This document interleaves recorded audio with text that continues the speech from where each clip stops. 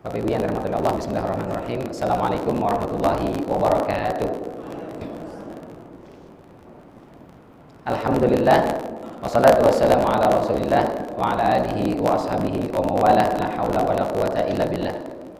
Alhamdulillah, alhamdulillahilladzi ja'ala ramadhana syahran mubarakan unzila fihi al-Qur'an hudan lin-nasi wa bayyinatin minal huda wal furqan. Wassalatu wassalamu ala man sama wa qama layali Ramadan haqqal qiyam nabiyyina Muhammadin sallallahu alaihi wasallam. Allahumma iftah lana abwabal ilmi wa akrimna binuril fahmi wa sahhil akhlaqana bil hilmi. Allahumma yassir wa la tu'assir fa inna taysira kulli asirin yasirun alaik. Bapak Ibu hadirin sidang kajian duha Masjid Al-Muhajirin yang dirahmati Allah Subhanahu wa taala. Alhamdulillah, segala puji serta syukur selalu dan senantiasa kita panjatkan kehadirat Allah Subhanahu wa taala. Mudah-mudahan kita semua selalu dalam keadaan sehat walafiat, baik sehat fisiknya maupun sehat kantongnya insyaallah. Karena kalau fisiknya doang yang sehat, kantongnya sakit, nggak khusyuk juga ibadah itu. Jadi dua-duanya sehat insyaallah biar khusyuk ibadahnya. Kalau dulu ada salafus saleh kita itu, jadi selama setahun 11 bulan tidak kerja, Pak. Kerja, duit banyak duit itu terkumpul, begitu masuk Ramadan udah gak kerja lagi, ngabisin duit. Hari pertama infak sedekah, kedua terus sampai hari terakhir Ramadan habis duitnya. Kalau kita kebalikannya, duit sampai lebaran. Nah, pas lebaran baru kita habis-habisin ya biasanya. Tapi insya Allah mudah-mudahan Allah Subhanahu wa taala jadikan kita termasuk hamba-hamba yang bisa istiqomah untuk menunaikan ketaatan kita kepadanya hingga akhir hayat kita kelak insyaallah. Salawat beriring salam tak lupa kita sampaikan kepada junjungan kita Nabi besar Muhammad sallallahu alaihi wasallam, kepada keluarga beliau, kepada para sahabat beliau dan juga kepada para pengikutnya, yang mudah-mudahan kita semua masuk ke dalam barisan pengikut Rasulullah sallallahu alaihi wasallam yang besok di yaumul qiyamah mudah-mudahan kita semua termasuk pengikut baginda sallallahu alaihi wasallam yang akan mendapatkan syafaat dari beliau. Amin ya rabbal alamin.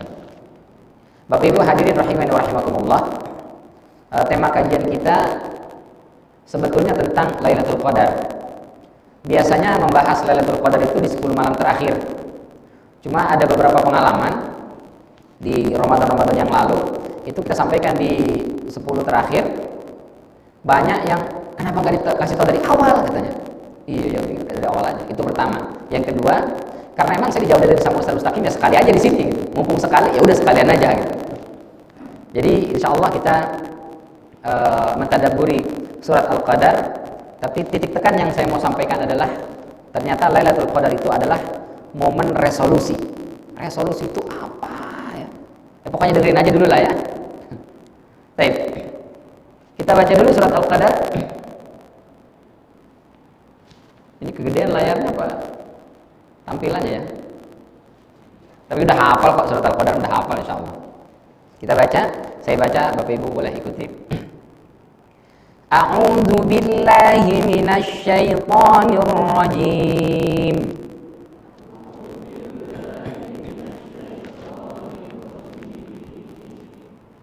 Bismillahirrahmanirrahim.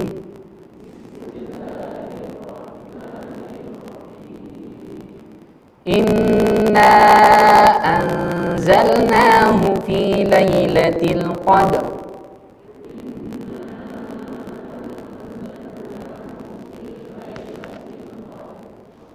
Wa ma adraka ma lailatul qadr.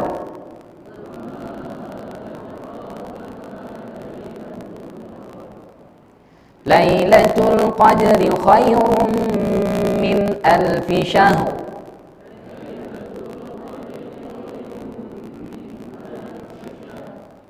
Jadi Al-Qadr, syahr, itu bunyi huruf R-nya mesti kedengeran minimal dengan telinga kita. Qadr, dalnya mantul, qalqalah, lalu huruf ro-nya terdengar. Qadr, Lailatul Qadr, bunyi R-nya itu minimal terdengar oleh telinga kita. Nggak boleh berlebihan juga. Misalnya Inna anzalnahu fi lailatul qadr. Nah, itu juga salah ya. Syahr. Syah R-nya itu kedengeran minimal sama telinga kita. Syahr. Karena ro-nya ini itu termasuk tafkhim, tebal, syahr. Karena sebelumnya berbaris A, maka ro-nya meskipun dia sukun itu dibacanya tebal, tafkhim. Jadi cara membaca tebal itu bibirnya maju. Khairum min alfi syahr. Syahr. Bibirnya maju. Tafkhim. Saya nggak dimajuin juga udah maju bibirnya Ustaz, aman. Tapi kalau tidak maju, khairum min alfi syahr. Syahr. Nah itu nggak betul. Harusnya syahr. Pas bilang bibirnya maju ke depan, monyong. Baik. Tanazzalul malaikatu warruhu fiha.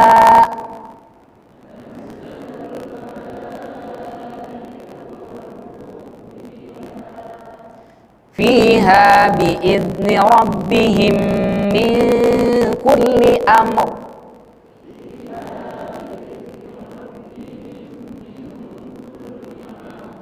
Ya, biasanya kekeliruan dal itu bi'izni mantul. Nah, itu salah. Seharusnya nggak boleh mantul.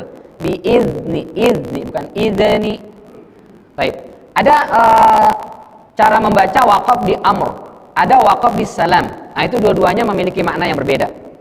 Sekarang kita waqaf di salam. Fiha bi'izni rabbihim min kulli amrin salam.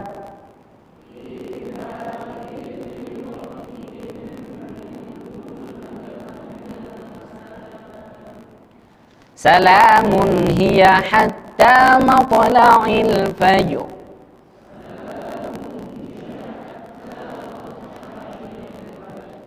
Shadaqallahul azim.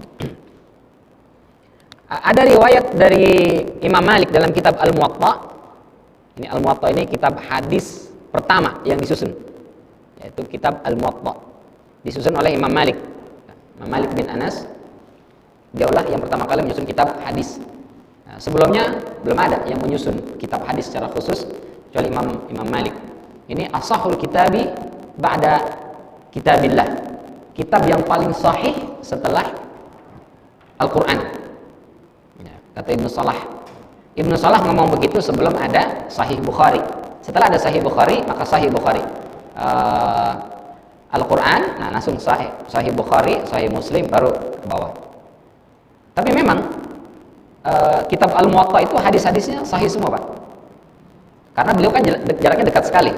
Ya, tabi'in, sahabat, langsung ketemu dengan Rasulullah SAW. Jadi jaraknya dengan Rasulullah dekat sekali. Maka hadisnya sahih-sahih. Cuma dalam kitab Al-Muwatta, selain hadis, dimasukkan juga asar dan juga khabar. Ya. Asar itu berarti informasi-informasi yang disampaikan oleh para sahabat. Khabar berarti informasi-informasi yang disampaikan oleh para tabi'in. Dan amal ahli Madinah. Jadi fikih yang dilakukan oleh penduduk Madinah itu juga dimasukkan dalam kitab Al-Muwatta. Jadi bercampur. Nah, dalam kitab Al-Muwatta, ini nomor hadisnya 335. Kadang beda-beda sih nomor itu tergantung cetakannya. Ada yang dua hadis digabung jadi satu, ada yang dipisah dua gitu. Nah, ini saya ambil yang nomor 335. Jadi suatu hari baginda sallallahu alaihi wasallam pernah diperlihatkan umur umat-umat sebelum umat Nabi Muhammad sallallahu alaihi wasallam. Jadi umat-umat terdahulu. Dan umurnya panjang-panjang.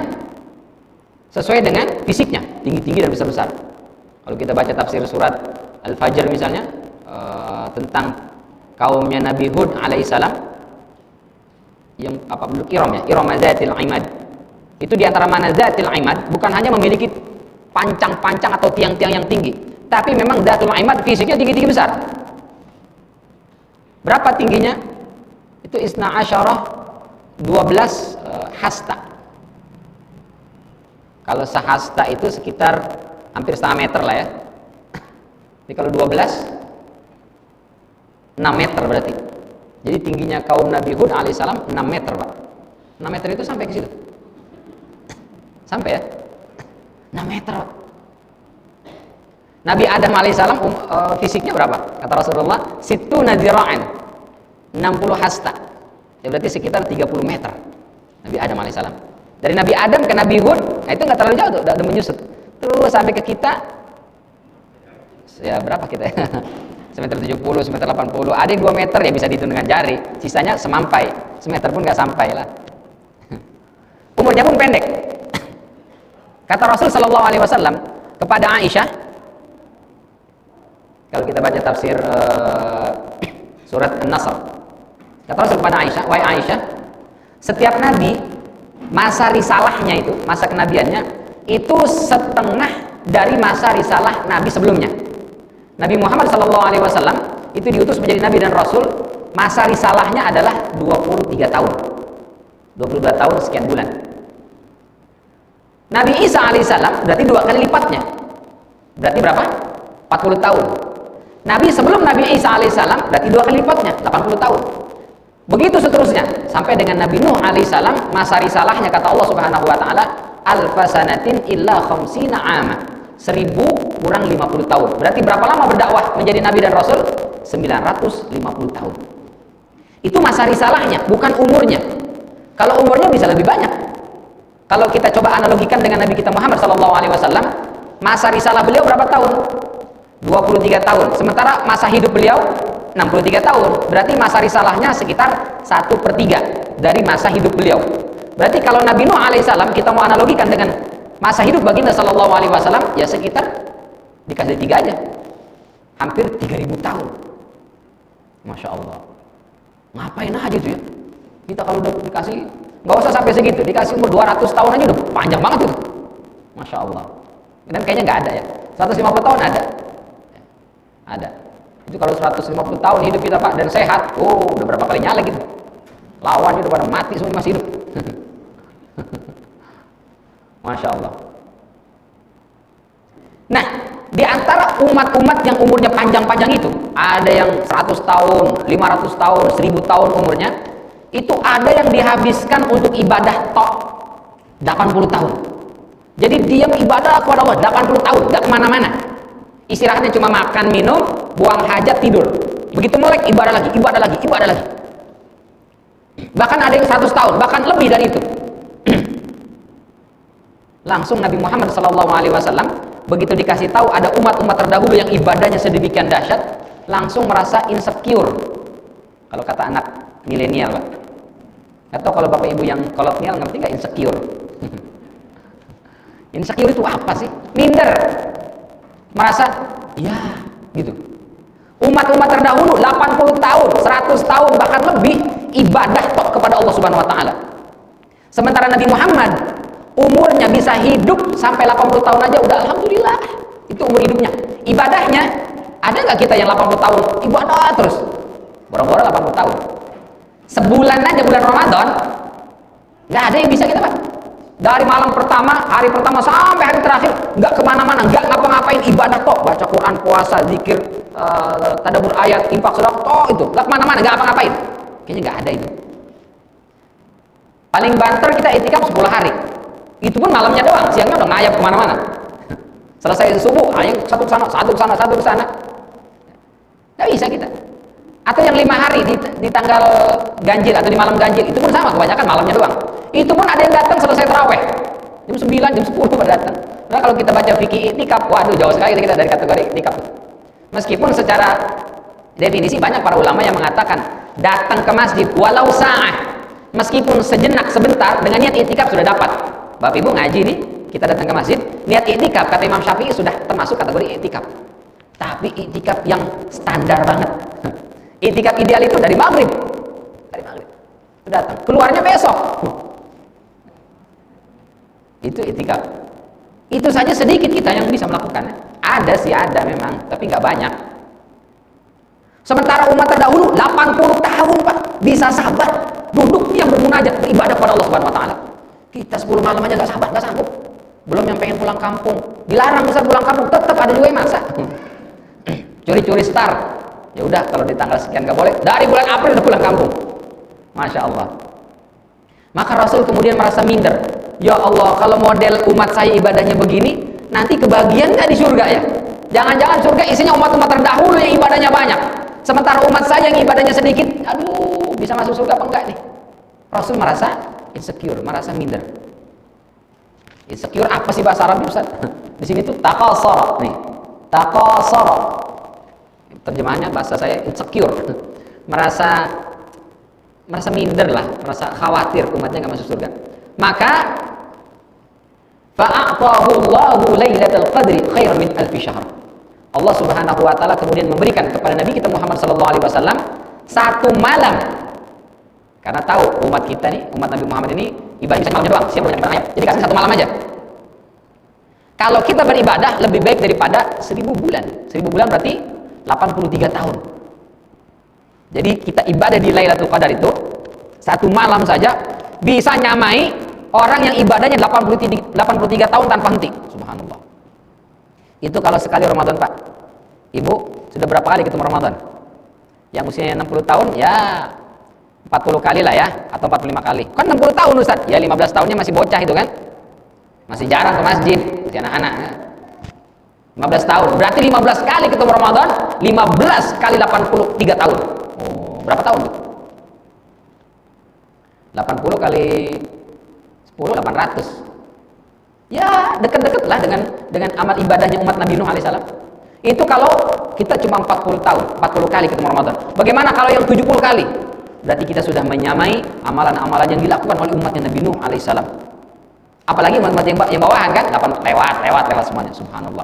Pendek umurnya umat Nabi Muhammad, kecil fisik postur tubuhnya, tapi akan menjadi mayoritas penghuni surganya Allah Subhanahu wa taala. Kenapa? Itu baiknya Allah sama kita tuh Bapak Ibu. Masya Allah. Sedikit amalnya, tapi besar nilainya. Masya Allah. Maka mesti kita bersyukur ketemu Ramadan. Bersyukur banget. Itu karena dulu para sahabat nangis-nangis pengen ketemu Ramadan. Karena kita dengan beginilah Ramadan lah salah satu upaya kita bisa menyaingi amalan-amalan umat terdahulu. Kalau enggak, aduh gak bisa. Maka pantas malaikat Jibril mendoakan orang yang ketemu Ramadan nggak dapat ampunan dari Allah, didoain celaka. Itu Rasul setuju. Tumben-tumben Rasul setuju umatnya didoain celaka. Nggak pernah yang lain tuh Rasulullah. Ketika diusir dari Taif, mau dibunuh, dilempari dengan batu sampai terluka, berdarah-darah, malaikat datang, ya Rasul, bilang iya, nih penduduk Taif saya hancurkan, gunung-gunung, habis mereka semua. Kata Rasul, jangan. Kenapa? Bapak moyangnya mungkin kurang ajar, bapak moyangnya tidak mau beriman, memusuhi dan memerangi serta mengusir nabinya. Tapi la'allallaha yukhriju min aslabihi man kana yu'minu billahi wa rasulih. Tapi boleh jadi, mana tahu nanti ada anak keturunannya, cucu cicitnya yang beriman kepada Allah dan Rasulnya. Tuh Rasul itu sangat sayang sama umatnya. Ya. Ketika umatnya minta macam-macam aneh-aneh di Mekah, datang malaikat. Ya Rasul, mereka minta apa saja kita kasih. Mereka pengen lihat malaikat, kita kasih. Mereka minta kau bisa mengeluarkan air. Fajir lana minal ardi yanbu'a dalam surat Al-Isra ya. Minta air supaya keluar di Mekah ini, kami berikan sebagaimana Musa dulu mengetukkan tongkatnya ke batu memancar 12 mata air. Bisa. Mereka pengen lihat engkau naik terbang ke langit, jangan bawa pulpen dan kertas, turun bawa kertas bertuliskan ayat Al-Quran, boleh. Mereka ingin melihat malaikat, boleh. Mereka mau kau menghidupkan orang mati, kami penuhi. Tapi dengan satu syarat, kalau mereka setelah menyaksikan itu semua tetap tidak beriman, seluruh penduduk Mekah kami akan hancur leburkan, luluh lantakan. Kata Rasul, ada pilihan kedua enggak? Ada. Apa itu? Kau bersabar dengan hinaan cacian mereka. Saya pilih kedua, bersabar. Rasul itu nggak mau kita umatnya biar kata membangkang orang kafir pun nggak mau dikena hukuman. Tapi orang yang ketemu Ramadan tidak dapat ampunan Allah Subhanahu wa taala, itu didoain celaka oleh malaikat Jibril, Rasul nggak protes. Rasul langsung bilang amin. Iya, biarkan dia celaka itu orang. Kenapa? Karena sudah kebangetan. Kita sudah diberikan dispensasi begitu besar luar biasa, menunjukkan sayang cintanya Allah kepada kita, dicuekin. Aduh. Nah, ini rugi sekali nauzubillah min dzalik. Jadi Lailatul Qadar itu apakah pernah terjadi pada umat terdahulu? Mayoritas ulama mengatakan tidak berdasarkan riwayat ini. Katanya Ibnu Hajar Al-Asqalani dalam Fathul Bari mengatakan Lailatul Qadar itu adalah kekhususan umat Nabi Muhammad SAW yang tidak diberikan kepada umat-umat yang lain. Maka rugi banget kita Pak, Bu, kalau nggak dapat memanfaatkan Lailatul Qadar. Lailatul Qadar mah ada dia, cuman kita memanfaatkan apa enggak gitu. Kata Rasulullah, man hurima khairuha hurima khairu kulli. Barang siapa yang tidak dapat Lailatul Qadar, maka dia tidak bisa mendapatkan kebaikan apapun. Enggak ada lagi udah. Ya Allah, alhamdulillah. Baik. Terus surat Al-Qadar ini yang menarik itu jumlah ayatnya 5. Inna Inna anzalnahu fi lailatul qadr wa ma adraka ma lailatul qadr. Lailatul qadri khairum min alfi syahr. Tanazzalul malaikatu war ruhu fiha bi idzni rabbihim min kulli amr. Salamun hiya hatta matla'il fajr. 5 persis seperti jumlah malam-malam ganjil di 10 malam terakhir bulan suci Ramadan. Ada berapa malam ganjil? Ada 5. Malam kedua 1, malam kedua 3, malam kedua 5, malam kedua 7, malam ke 29. Para ulama mengatakan boleh jadi Lailatul Qadar terjadi di malam-malam 10 pertama di Ramadan. Boleh jadi di 10 kedua Ramadan, dan boleh jadi di 10 terakhir Ramadan. Maka yang paling afdal mengejar Lailatul Qadar dari sejak malam pertama sampai malam terakhir. Tidak dapat Lailatul Qadar. Nggak sanggup Ustaz, 30 malam, aduh berat, banyak banget kerjaan, nggak bisa kalau setiap malam. Oke, nggak bisa setiap malam, maka cukup 10 malam. 10 malam masih kebanyakan Ustaz, kerjaan belum beres itu. Maka 5 malam saja di malam-malam yang ganjil. Nggak bisa juga, terlaluan lah ya. Ngapain sih, sibuk banget. Sesibuk itukah? Nggak bisa dalam setahun kita mengorbankan 5 doang, nggak bisa. Oh, itu keterlaluan. Kalau kata Ustaz Israfil, dulu para sahabat Rasul dan para sahabat itu dunia ini semua bertekuk lutut di hadapan umat Islam di zaman itu. Kenapa? Karena mereka kalau bulan Ramadan mengorbankan 10 harinya untuk Allah dengan iktikaf. Itu kalau dia iktikaf benar-benar iktikaf. Ya, nggak kelayaban, siangnya kerja ke sono kemari masih jualan, nanti malam datang ke masjid. Enggak. Dari siang malam itu semua di masjid, nggak kemana-mana. Subhanallah. Rasul rumahnya di mana? Nempel sama masjid, nggak pernah ke rumah itu. Nempel sama masjid. Kita rumahnya di mana? Jauh lah, 10 meter, 20 meter. Sempat balik kita siangnya. Malam saya di masjid, Ustaz, nggak pulang ke rumah. Iya, malam mau ngapain? Siang baru pulang ke rumah, mandi lah, buang hajat segala macam. Kategori itikaf itu masih belum sesuai dengan yang kita bahas, dan kita baca di kitab-kitab fikih. Luar biasa. Termasuk istri-istri Rasulullah. Sepeninggal Rasulullah SAW, mereka tetap itikaf di masjid. Sudah dahsyat. Maka berkorban 10 malam, 10 hari untuk Allah di 10 terakhir Ramadan, Allah akan kasih dunia ini ke kita. Allah kasih semuanya ke kita. Masya Allah. Maka jadi penguasa di atas muka bumi. Kita berkorban 5 malam aja berat buat Allah. Maka bagaimana kita mau merebut dunia ini di bawah kekuasaan umat Islam? Aduh, berat kan? Makanya dulu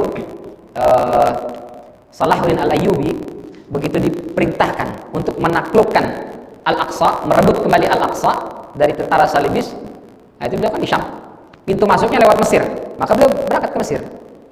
Begitu sampai di Mesir, beliau tidak langsung menyusun kekuatan untuk menyerang Al-Aqsa, Palestina, untuk merebut kembali Al-Aqsa. Ditanya, kenapa? Dia bilang, bagaimana kita bisa merebut Al-Aqsa? Sementara saya datang ke semua masjid, di setiap sholat subuh, isinya cuma satu sapu basah. Gak bakal bisa kita merebut Al-Aqsa. Gak bakal. Maka pertama yang dilakukan oleh Salahuddin Al-Ayyubi bukan mengumpulkan tentara, bukan melatih tentara, bukan, tapi memotivasi orang untuk mau datang ke masjid sholat subuh. Begitu sholat subuhnya sudah sama jumlahnya dengan sholat Jum'ah, baru beliau pimpin pasukan. Itu pun pasukannya nggak terlatih, karena semua orang dengan rela, kami siap, kami mau, kami berangkat. Skillnya belakangan, yang penting siap aja dulu. Nah, itu baru bisa merebut Al-Aqsa. Setelah itu, entah tahun berapa kita akan bisa merebut lagi Al-Aqsa. Semakin kesini, melempem kita. Apa nggak banyak? Banyak. Negara Islam banyak sekali. Tentaranya kurang kuat. Nggak kurang kuat bagaimana? Kita kuat-kuat semua. Tapi kenapa tidak bisa merebut Al-Aqsa? Ya itu tadi, sholat subuhnya yang nggak kuat. Angkat senjata, kita berenang, menyeberang lautan. Kita sanggup mendaki bukit yang terjal. Tapi ke masjid sholat subuh ya berat. Itu yang membuat kita lemah. Nah, kata Rasul SAW, kalau nggak bisa 10 malam terakhir, cari taharrau lailatul qadri fil witri minal ashril awakhir min Ramadan. Maka cari cukup di malam-malam ganjil saja. Di 10 terakhir Ramadan. Jumlahnya ada berapa? 5, persis seperti 5 ayat dalam surat Al-Qadar. Ustaz, mungkin nggak terjadi di malam yang genap? Kata Abu Sa'id Al-Khudri, bisa saja. Ada hadis sahih juga riwayat Imam Bukhari. Itu kata Rasul sallallahu alaihi wasallam, di tasi'atin tabqa. Carilah di 9 hari terakhir.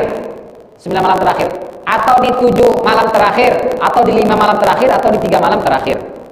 Kalau Ramadan jumlahnya 30 hari, maka malamnya ganjil. Tapi kalau Ramadan jumlahnya 29 hari, maka sisa 9 hari berarti di malam keberapa tuh? 20. Karena kan 29, berarti 9 lagi terakhir 20, genap.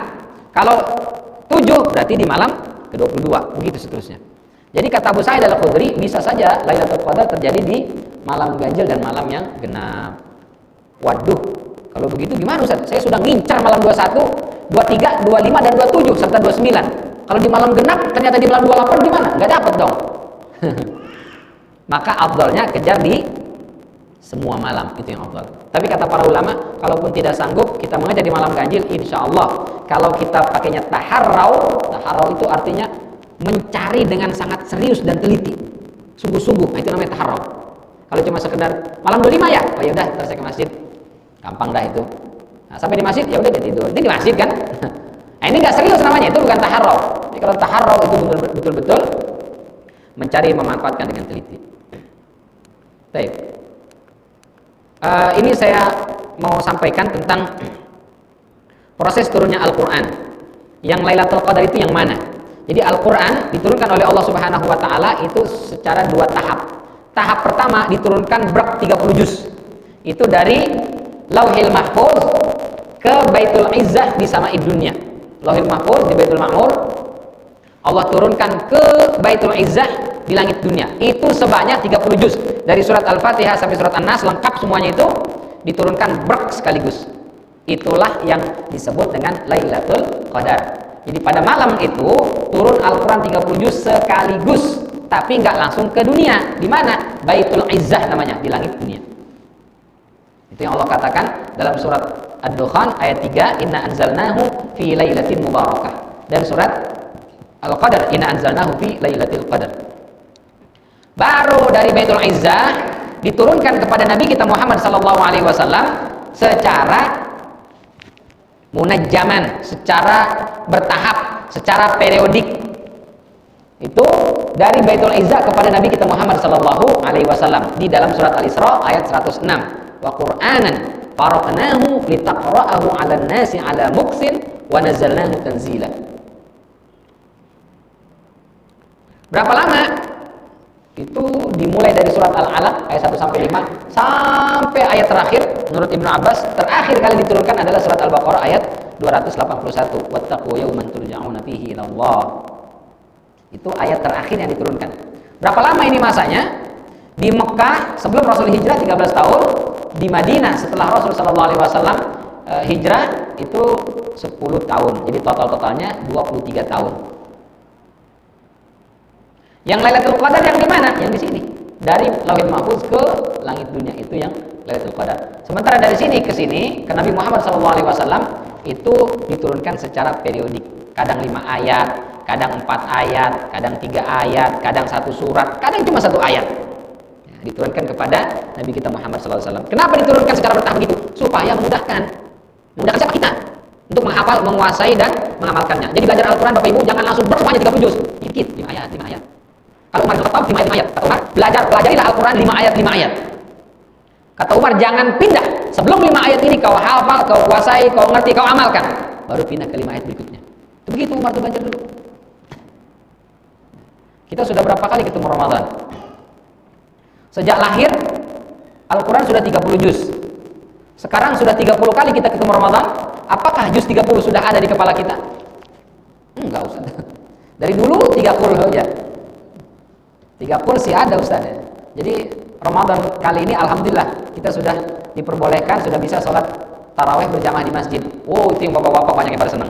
Kenapa? Saya tahun kemarin Ustaz, waduh keteteran di rumah. 30 malam saya mengimami anak istri, bingung, stok hafalan terbatas. Itu lagi, sampai istri komplain. Sekarang aman. Mestinya sih ya. Ini jadi pelajaran juga buat kita nih, terutama yang bapak-bapak ya. Kita mesti hafal minimal juz 30 lah. Juz 30 itu kita hafal. Ya nggak usah banyak-banyak, nggak usah langsung, sedikit-sedikit, sesurat. Bisa lah, mudah-mudahan sebelum kita mati lah. Kita hafal minimal juz 30, nggak bisa 30 juz ya, juz 30-nya lah ya. Itu kita hafal. Nah, ini gambaran tentang turunnya Al-Quran. Ini kayaknya kalau dipoto juga agak gelap ya Ustaz. Nanti saya kirim aja ke Ustaz Mustaqim filenya. Mungkin nanti bisa di print, mungkin dibagikan.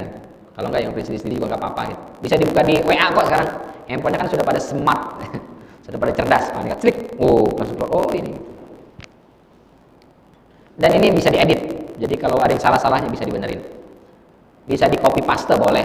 Dihilangin nama saya juga boleh. Biar bapak ibu namanya di situ nggak apa-apa juga, nggak apa-apa.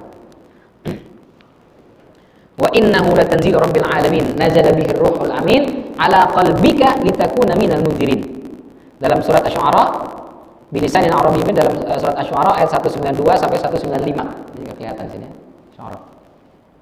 Sesungguhnya Al-Qur'an itu turun dari Rabb semesta alam. Yang membawa adalah Ar-Ruhul Amin. Mayoritas ahli tafsir sepakat maksudnya adalah malaikat Jibril. Kemana? Ala qalbika litakuna minal munzirin. Jadi Allah katakan dalam surat Asy-Syu'ara, Al-Quran itu turun kemana? Qalbu kita, Bapak Ibu. Bukan ke sini. Apalagi cuma ke sini. Mulut orang boleh hafal, orang boleh berkali-kali khatam. Tapi kata Rasul sallallahu alaihi wasallam, ada banyak nanti orang baca Quran la yablughu hanajirahu, enggak lewat kerongkongan. Enggak sampai ke sini. Maka ada orang khatam Quran, bahkan hafal 30 juz tapi tetap maksiat. Dia enggak segan menipu, dia korupsi, dia mencela orang, menghina orang. Kenapa? Jangan-jangan Al-Qur'annya la yablughu hanajirahu, enggak lewat kerongkongan, enggak tembus ke kalbunya. Maka Allah katakan Al-Qur'an itu kami turunkan ke sini. Ke sini. Makanya kata Umar tadi, jangan pindah dari 5 ayat sebelum Al-Quran itu kita pahami betul, kita amalkan. Sampai ke sini, baru pindah. Nggak hafal Quran, nggak apa-apa. Nggak apa-apa. Nggak berdosa kita, Pak. Nggak hafal 30 juz, nggak apa-apa. Tapi berdosa kita kalau tidak mengamalkan isi Al-Quran. Berdosa. 1-2 ayat nggak apa-apa, sampai ke sini. Maka mestinya Ramadan kali ini, kita membaca Al-Quran ini, itu bukan cuma sekedar hafal, khatam berkali-kali Al-Quran. 30 juz khatam, berapa kali? 5 kali khatam, 6 kali khatam. Bukan. Itu sudah kemarin-kemarin, sekarang nggak gitu. Kita khatam Al-Quran 30 juz dengan terjemahnya, baca terjemahnya. Biar kita tahu surat Al-Fatihah apa sih isinya, surat Al-Baqarah ini apa sih pesannya, apa yang bisa saya kerjakan. Surat Ali Imran ini apa sih pesannya, apa sih Ibrahim bisa saya dapat, apa yang bisa saya terapkan dalam bisnis saya, apa yang bisa saya praktekkan kepada anak istri saya, apa yang saya bisa praktekkan di kompleks saya. Itu yang kita baca. Khatam berkali-kali, dapat pahala memang, tapi kan pahala bisa kita kasih ke orang, Pak. Nauzubillah min dzalik. Kata Rasul, ada orang yang bangkrut siapa? Dia datang menghadap Allah hari kiamat, pahalanya banyak. Dia sholat banyak, puasa juga banyak, baca Quran pahalanya juga banyak. Tapi dia telah menghina si fulan, mengambil hak si fulan, menzalimi si fulan. Itu pahalanya dikasih semua ke orang-orang. Dikasih. Boleh kita mengajar pahala, boleh. Tapi bukan itu. Al-Quran itu litakuna minal munzirin. Kami kasih Al-Quran, kami turunkan Al-Quran itu ke qalbu kalian agar kalian minal munzirin. Ada sebagian ulama yang menafsirkan ini minal munzirin dari kata anzara yunziru, memberi peringatan.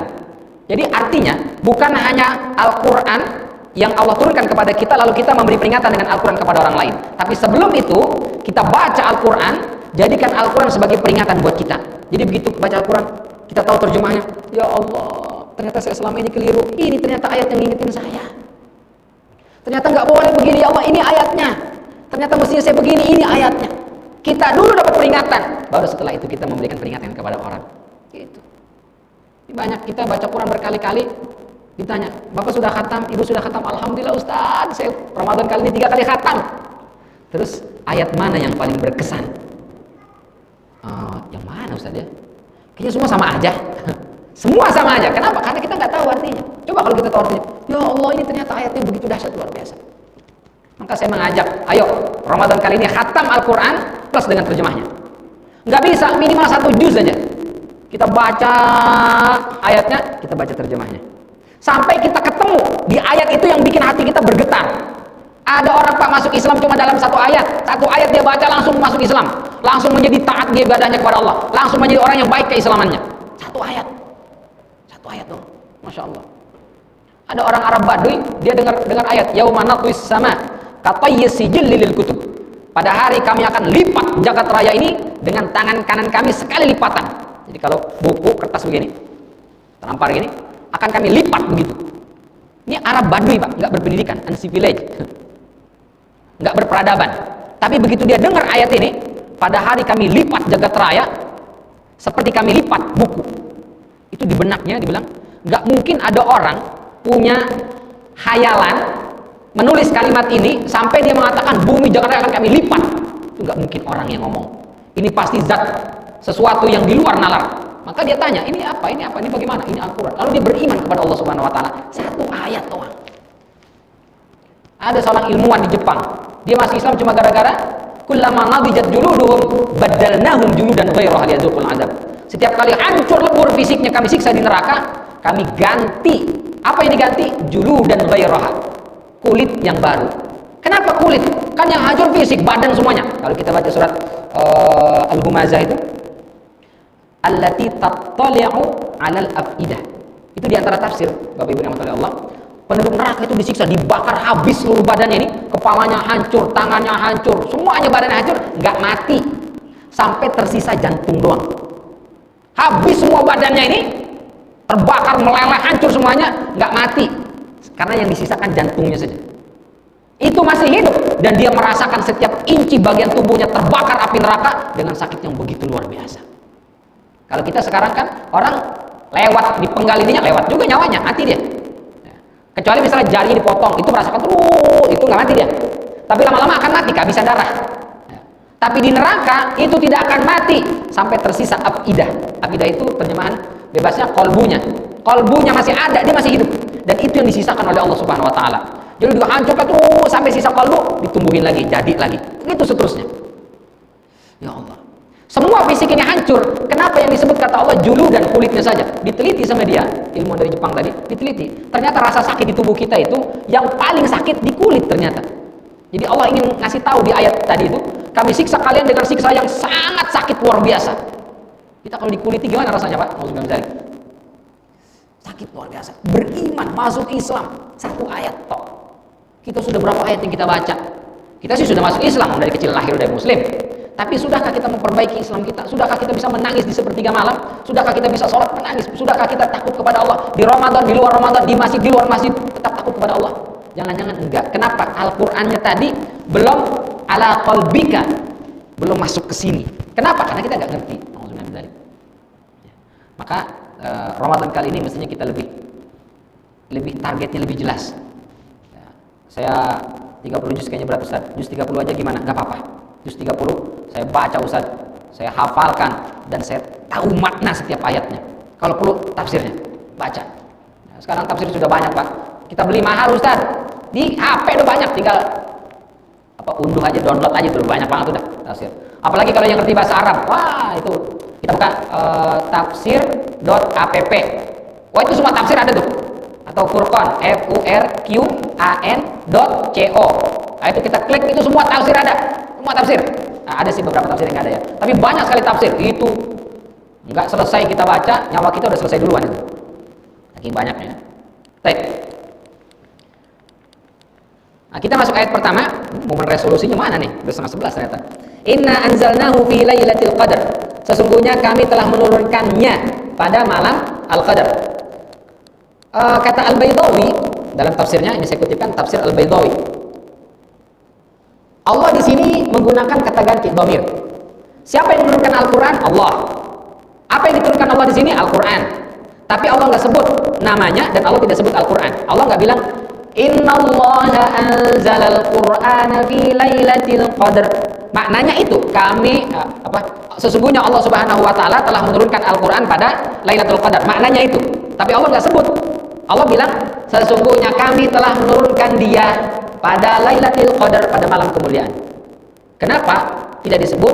Tidak disebut namanya, menggunakan kata ganti menunjukkan penghormatan, pengagungan dan kemuliaan. Kita ada acara nih, ada pejabat hadir, kan nggak mungkin kita sebut namanya. Pasti kita bilang beliau selaku pimpinan kita, beliau selaku gubernur misalnya. Pasti bilang gitu. Nggak disebut namanya langsung. Itu apa? Memuliakan dan menghormati. Nah, maka kata Al-Baydawi tidak disebutkan di sini siapa yang menurunkan dan apa yang diturunkan, kecuali dengan kata ganti menunjukkan kemuliaan. Terus kata anzala dengan nazala dan tanazzala itu beda makna. Kalau anzala sama-sama turun Pak artinya Pak, Ibu. Tapi kalau anzala turunnya itu adalah sekaligus.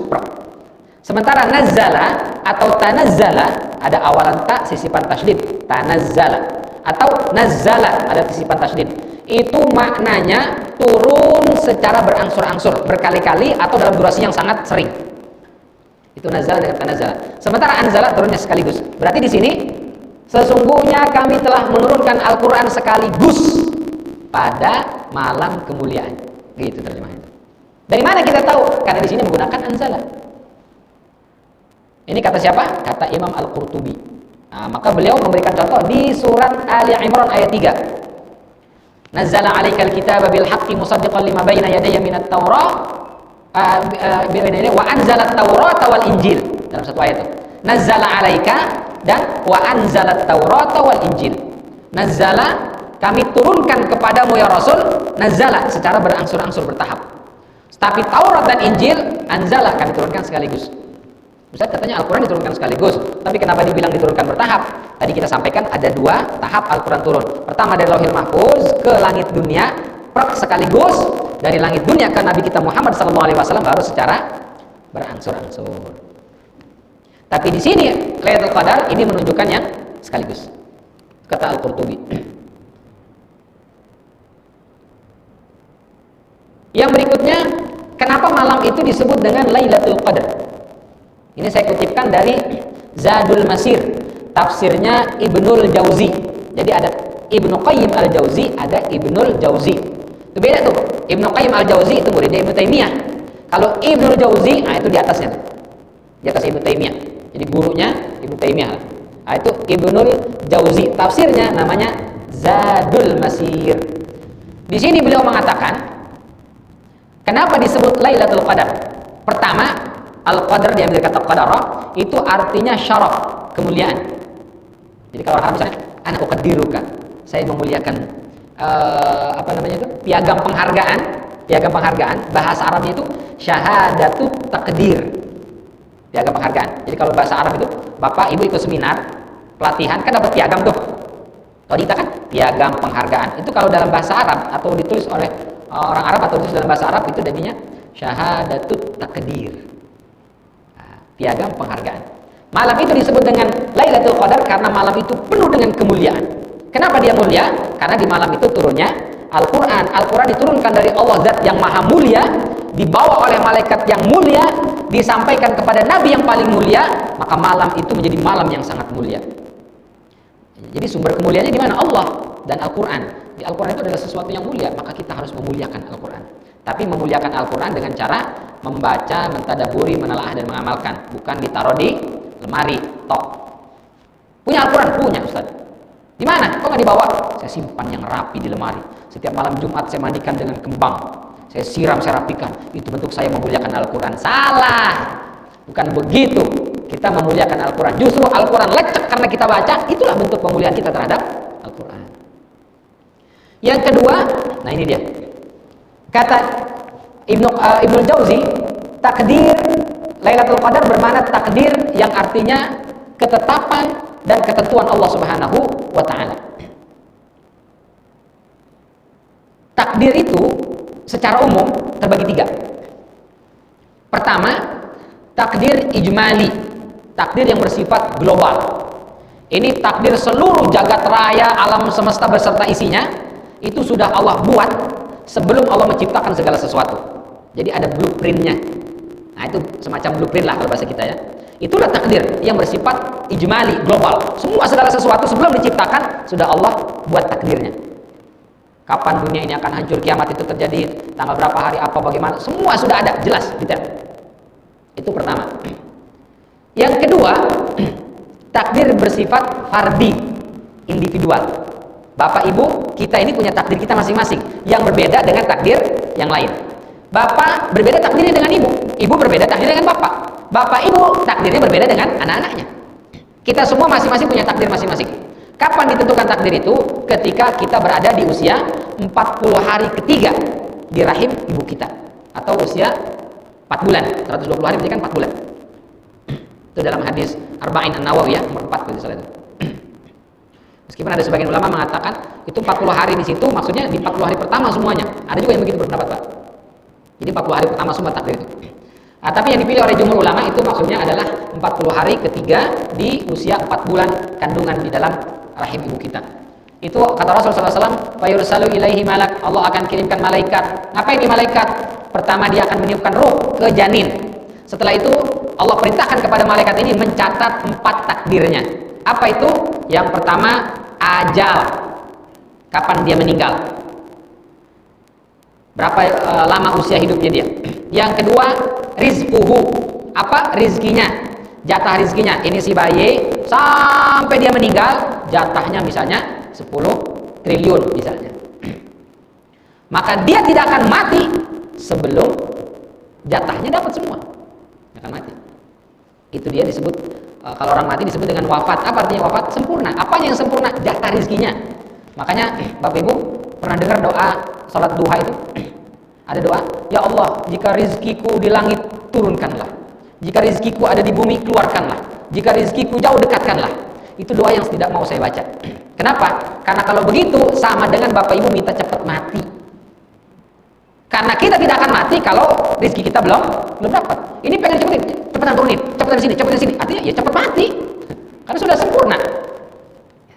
Maka saya termasuk yang nggak mau baca itu. Ya Allah, kalau rezeki itu masih di langit, ya biarkan sesuai dengan kadar ketentuan. Berarti kan turunin dikit-dikit. Berarti saya masih lama hidupnya. Tapi kalau Bapak Ibu sudah mulai bosan hidup, itu doanya begitu. Ya Allah, kasih ke saya semuanya rezeki saya, Allah, biar mati langsung.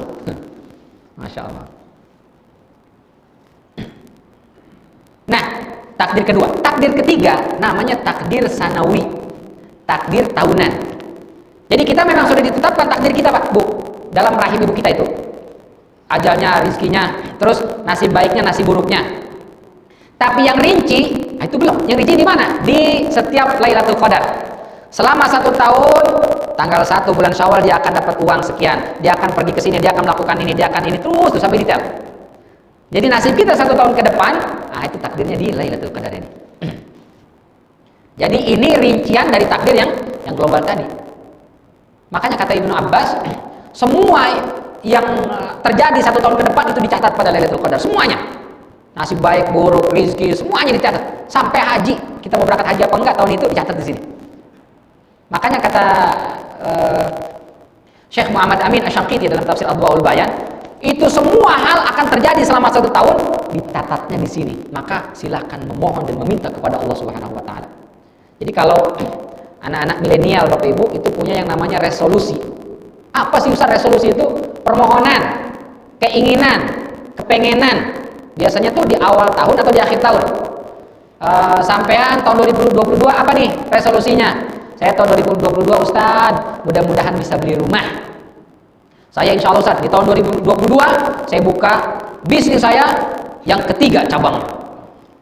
Saya Ustaz, insya Allah tahun 2022 ngunduh mantu. Tahun 2022 Ustaz, insya Allah saya jadi mantu yang kedua misalnya.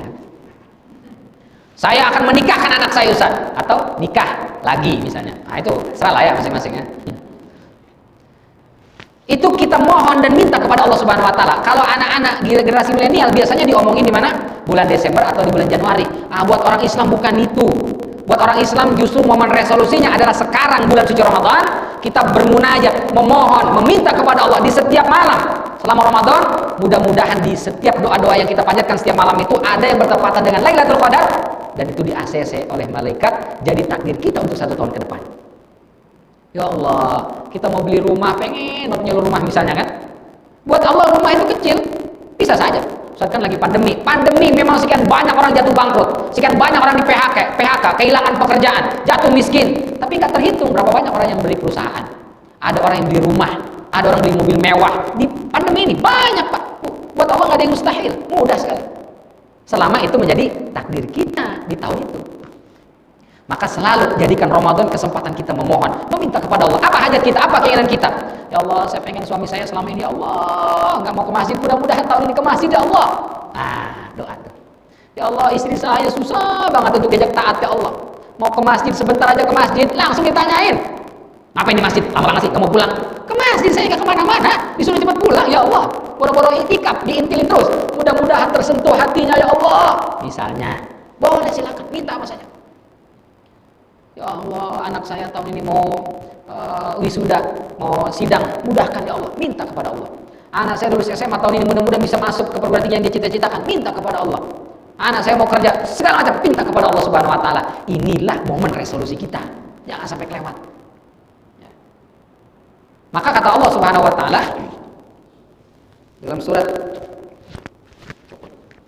surat Ad-Dukhan ini, fiha yufraqu kullu amrin hakim. Di malam itu akan dijelaskan semua perkara-perkara yang penuh hikmah. Apa maksudnya di sini? Itu adalah takdir kita sanawi, kata Ibnu Abbas. Ya. Ini disebut takdir sanawi dalam Zadul Masir ya. Takdir tahunan. Jadi kita minta di sini. Malaikat saja sampai malam Lailatul Qadar ini, itu kan ayatnya biizni rabbihim, bukan bi amri rabbihim. Tanazzalul malaikatu warruhu fiha biizni rabbihim, bukan bi amri rabbihim. Malaikat turun ke dunia ini bukan dengan perintah Allah, tapi dengan izin Allah. Apa bedanya Ustaz? Bapak, Ibu, misalnya kerja di kantor. Ustaz, saya mau ke Surabaya. Oh, ada apa Pak? Iya itu diperintahin sama kantor, disuruh sama kantor berangkat ke Surabaya. Beda dengan Ustaz, saya mau ke Surabaya. Alhamdulillah dapat izin dari kantor. Nah, itu beda ya. Kalau kita dapat izin berarti keinginan kita tuh, kita pengen ke Surabaya, minta izin ke kantor, di ACC, berangkat. Tapi kalau disuruh sama kantor ke Surabaya, mungkin kita nggak pengen ke Surabaya, mungkin kita pengennya ke Manado. Ya. Atau ke Samarinda. Ke Samarinda atau Samarinda, ya, terserah lah itu ya. Nah, tapi kantor nyuruhnya ke sana, akhirnya ke sana, mungkin dengan berat hati. Ayat ini dalam surat Al-Qadar biizni rabbihim, berarti malaikat yang pengen turun ke sini. Saking mulianya malam ini. Masya Allah, luar biasa. Ya masa malaikat aja dari langit itu berbondong-bondong turun pengen ke sini. Bahkan ini makna berikutnya Al-Qadar di sini. Yang berikutnya, yang tadi kan ketentuan takdir. Yang berikutnya adalah dayiq, sempit. Kenapa sempit? Jadi qadar itu maknanya sempit. Kayak misalnya di banyak ayat ya. Innallaha yabsutu rizqa wa yaqdir. Allah melapangkan rizki wa yaqdir, dan menyempitkan rizki. Di misalnya At-Talaq ini ayat 7. Liyunfiq du sa'atin min sa'ah. Terus wa man qudira alaihi rizquhu falyunfiq mimma atahu Allah. Barang siapa yang, nah ini ibu-ibu, matanya melek dikit Bu. Penting buat ibu-ibu nih. Kata Allah Subhanahu wa taala, buat laki-laki, suami-suami yang berpenghasilan besar, uangnya banyak, hendaklah dia yunfiq du sa'atan min sa'ati. Yang banyak ke istrinya. Nah, jadi ngasih banyak Bu ke ibu. Jatahnya itu banyak uangnya. Jangan simpan-simpan. Setuju nggak Bu? Itu kasih tahu ke suami. Pak, jangan pelit ke istri. Kata Allah, liyunfiq du sa'ati min sa'ati. Yang banyak duitnya ngasih yang banyak juga ke istrinya. Tapi sampai situ aja, karena lanjutannya wa man qudira alaihi rizquhu falyunfiq mimma atahu Allah. Bagi siapa yang suami penghasilannya sedikit, terbatas, rezekinya masih sedikit, mohon maaf, ngasihnya juga sedikit. Itu jangan kasih tahu ke suami. Nanti suami akan bilang ya. Kata Allah juga mah, bagi siapa yang penghasilannya sedikit, maka cukup kasih sedikit. Mah, ridholah, ikhlaslah mah dengan pendapatan papa yang masih sedikit, jadi sedikit aja ya. Apa di situ ayatnya? Qudira alaihi rizquhu. Jadi kata qadara maknanya sempit. Kenapa malam itu disebut Lailatul Qadar? Karena malam itu sangat sempit dunia ini. Dengan apa? Tanazzalul malaikatu warruh. Malaikat turunnya tanazzal. Tadi kita bilang tanazzal itu turun secara jumlah yang banyak, terus menerus, atau sering, atau berkali-kali. Jadi malam itu malaikat turun dengan sangat banyak. Bahkan sebagian ulama mengatakan jumlah malaikat malam itu di atas muka bumi ini melebihi jumlah kerikil pasir yang ada di seluruh pantai yang ada di atas muka bumi ini. Bapak datang ke Ancol, ibu ke Ancol, coba hitung tuh berapa pasir yang ada di tepi pantai. Belum kelar kita ngitung jumlah pasir, udah kelar umur kita. Itu besok di Lailatul Qadar ini bumi ini penuh sesak dengan malaikat yang begitu banyak. Ya Allah, itu kalau kelihatan malaikat itu melebihi pasar Senggol, Bu. Di sini pasar Senggol kalau lebaran di mana sih? Apa sempit banget, kita jalannya susah. Sebelum pandemi Tanah Abang tuh, itu rapetnya luar biasa. Saya tahun lalu masih ada ngisi kajian di salah satu masjid di Tanah Abang. Muhajirin juga kalau tidak salah namanya di sana, di Blok F itu. Wah, itu pas jadwalnya di bulan Ramadan. Ya Allah, blok keretanya begini kita masuk ke pasarnya susah sekali, masya Allah luar biasa. Nah itu kalau kita bisa lihat malaikat di Lailatul Qadar jumlahnya lebih banyak daripada jumlah para pembelanja di pasar Tanah Abang itu, banyak sekali. Sempit. Ya Allah, malaikat aja berbondong-bondong turun ke sini karena ingin mendapatkan keberkahan dan kemuliaan Lailatul Qadar. Yuk masa kita yang di sini malah cuek? Masa kita yang di sini malah tidur? Rugi sekali. Bangun malam itu, kita mohon bermunajat kepada Allah Subhanahu wa taala. Allah di situ akan mau mencatat nasib baik kita 1 tahun ke depan. Maka mohon minta kepada Allah Subhanahu wa taala biar itu jadi takdir kita untuk 1 tahun ke depan.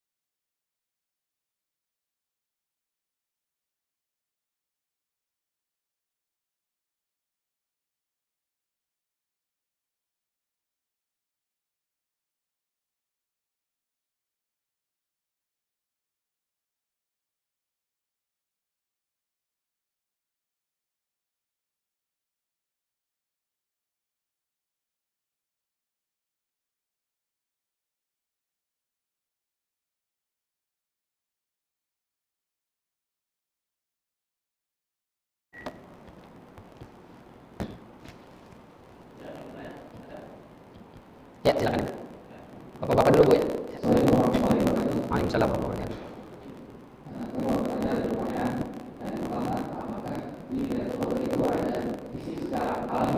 Tanda-tanda khusus gitu.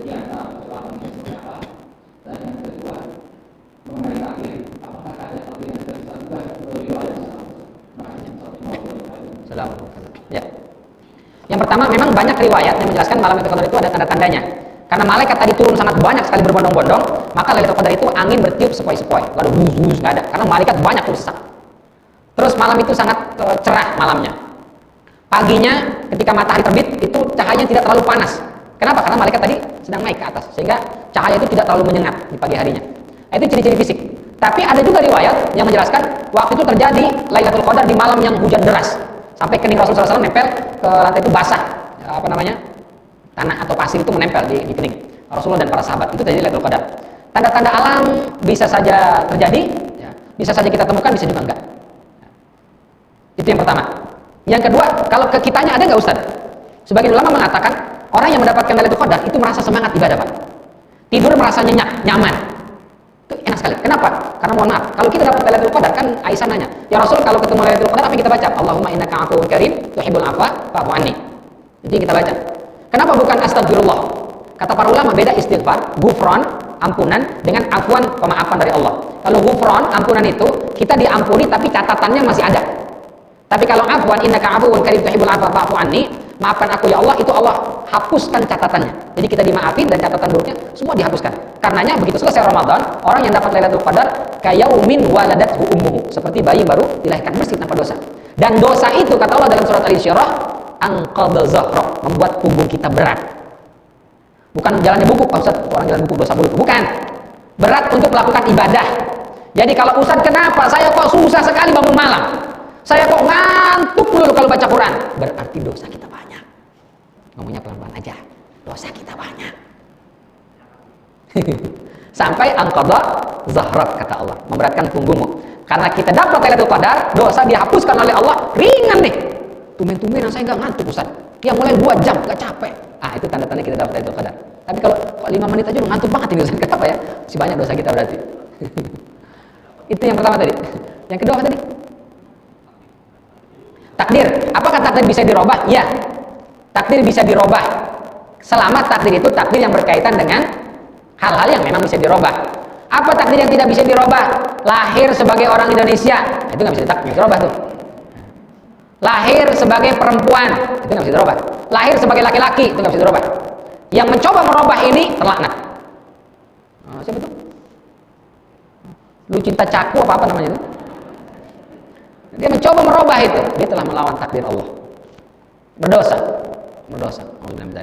Itu nggak bisa. Tapi kalau takdir terkait dengan nasib baik, nasib buruk, ya itu bisa dirubah dengan doa kita kepada Allah Subhanahu Wa Taala. Itu bisa dirubah. Seperti misalnya, ya Allah, alhamdulillah saya dapat istri yang cantik. Alhamdulillah ya Allah, ini karunia yang kau berikan kepadaku begitu luar biasa, sudah cantik, saleh. Tapi istrinya doanya beda. Ya Allah, kenapa kau berikan kepadaku suami yang udah jelek, miskin, nggak lagi taat lagi? Bisa nggak dirubah? Bisa dirubah. Apanya? Akhlaknya saja. Kalau fisiknya enggak, udah dari sononya kan. Ya Allah, mudahkan suami saya untuk taat beribadah kepadamu. Mudahkan suami saya dalam berikhtiar dan bekerjanya. Nah, itu bisa dirubah. Dan itu boleh, bisa.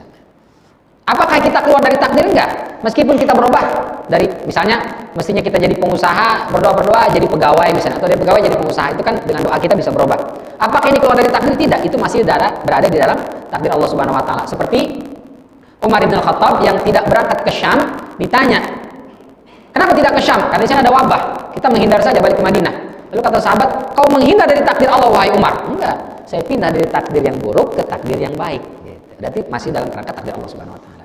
Tapi kalau berubah dari laki-laki ke perempuan, itu sudah menyalahi takdir dan dia sudah berusaha untuk melawan takdir Allah Subhanahu Wa Taala. Alhamdulillah. Baik, itu barangkali Pak. Wallahu a'lam bishawab. Ada lagi? Ya.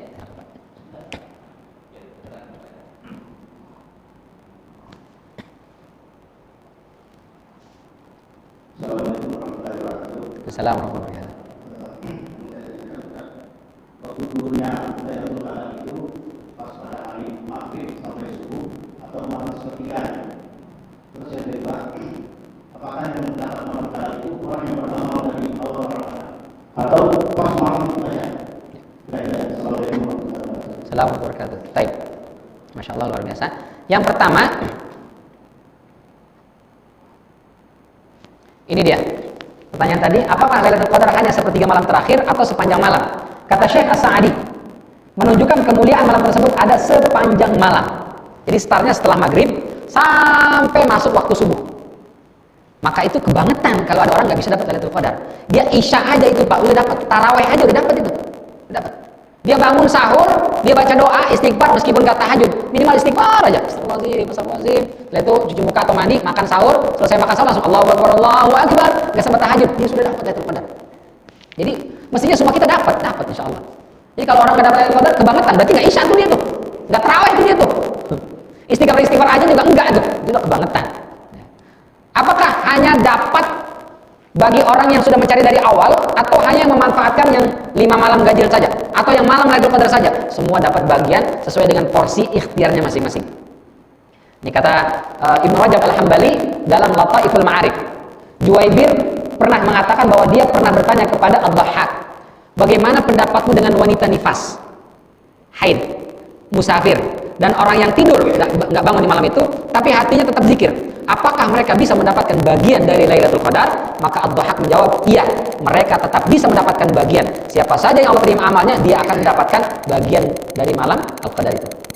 Jadi tinggal porsinya aja. Kita Lailatul Qadar itu mau isanya doang, atau plus dengan tarawehnya, atau plus dengan baca Qur'annya, atau plus dengan infak sedekahnya, plus dengan